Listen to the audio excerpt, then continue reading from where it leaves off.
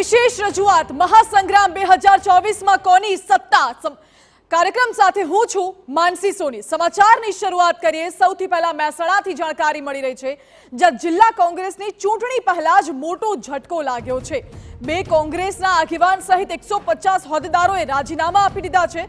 વિધાનસભા યુથ કોંગ્રેસ પ્રમુખ હિતેશ રાયકાએ રાજીનામું આપ્યું છે, જ્યારે હિતેશ રાયકાનું લોકસભા ઉમેદવાર માટે નામ પણ ચર્ચામાં હતું। કોંગ્રેસમાંથી ટિકિટ ન મળવાના સંકેત મળી ગયા એટલે રાજીનામું આપ્યાની ચર્ચાઓ ચાલી રહી છે। જો કે જિલ્લા કોંગ્રેસ ઉપપ્રમુખ હર્ષદ રાવલિયા પણ રાજીનામું આપી દીધું છે।